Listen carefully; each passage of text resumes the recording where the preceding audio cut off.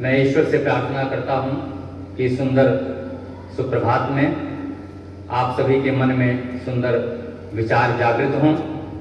जो अपने को मनुष्य मानते हों वो साहित्य की कुछ बातें हैं उसको जरूर सुनें, और जो अपने को मनुष्य मानते ही नहीं हैं वो स्वतंत्र रूप से कुछ भी कर सकते हैं, क्योंकि साहित्य मनुष्य के लिए दुनिया में कोई चीज रहे या न रहे लेकिन साहित्य रहता है, हमेशा रहा है और आगे भी रहेगा। हम आप रहें या न रहें लेकिन साहित्य की गूंज सर्वदा बनी रहेगी, क्योंकि ये शाश्वत है, सर्वकालिक है। मैं प्रिंसिपल मैम को धन्यवाद देता हूँ कि उन्होंने यह अवसर दिया, समय दिया कि आज प्रेमचंद की जयंती पर रुद्र प्रताप सर ने कुछ कार्यक्रम रखा है, और आपको भी 2-4 मिनट सुनने के लिए आप चुपचाप रहेंगे इस आशा से। अगर आप बोलेंगे तो मैं बोलना बंद नहीं करूंगा, अगर आप चुप रहेंगे तो मैं जल्दी चुप हो जाऊंगा, ये शर्त है मेरी, इसलिए चुपचाप रहिए।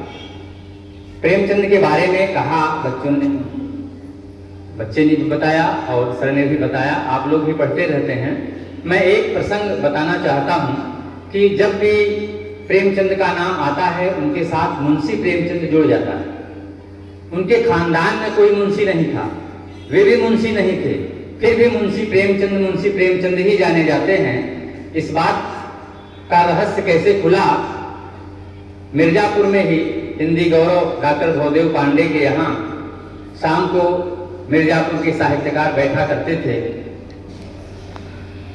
भवदेव पांडे जी थे जिनको हिंदी गौरव का सम्मान प्राप्त हुआ, ब्रजदेव पांडे जी थे, और हमारी प्रिंसिपल मैडम के फादर इल्ला श्री प्रभु नारायण श्रीवास्तव जी थे, जो बिन्नानी के प्रिंसिपल थे, अंग्रेजी से जुड़े हुए थे, लेकिन हिंदी में भी उनकी बहुत गहरी रुचि थी, बहुत अच्छी कविताएं लिखते थे, और भी मिर्जापुर के साहित्यकार थे।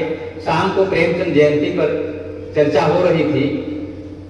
भवदेव पांडे जी ने बताया कि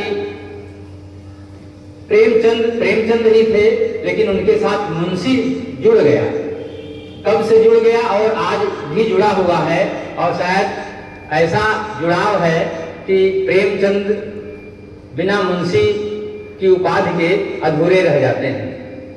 तो उन्होंने बताया, मैं आपको बता रहा हूं कि प्रेमचंद किसी तरह मुंशी नहीं थे, उनके खानदान में भी कोई मुंशी नहीं था। मुंशी काम करने वाले लोग होते हैं, लेकिन हमारे यहाँ भारत में एक बहुत बड़ा विद्वान और कांग्रेस के नेता भी थे, उनका नाम आप लोग सुने होंगे, के.एम. मुंशी, कन्हैयालाल माणिकलाल मुंशी। वो मुंशी के नाम से विख्यात थे, मुंशी उनको कहा जाता था। तो जब प्रेमचंद जी ने 1930 में हंस पत्रिका निकालना प्रारंभ किया तो उसके 2 संपादक थे, कन्हैयालाल माणिकलाल मुंशी, के.एम. मुंशी और प्रेमचंद। तब तक केवल प्रेमचंद थे।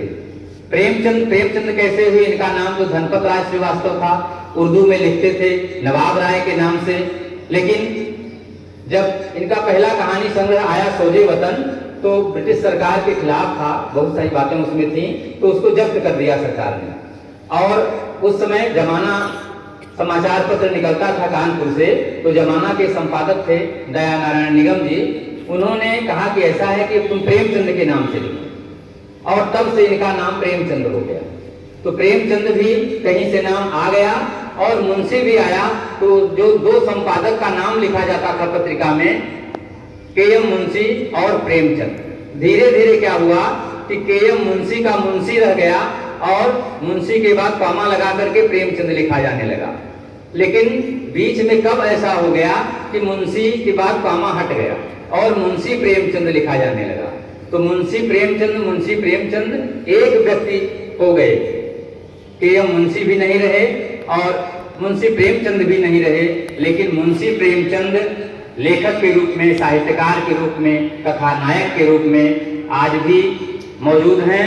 और जब तक साहित्य जगत की अनुगूंज रहेगी तब तक प्रेमचंद को भुलाया नहीं जा सकता। आप सभी से आग्रह है कि अपने मनुष्य होने की सार्थकता के लिए, अपनी मनुष्यता को बेहतर बनाने के लिए साहित्य का अध्ययन करिए, क्योंकि इसके अलावा किसी के पास कोई चारा नहीं है।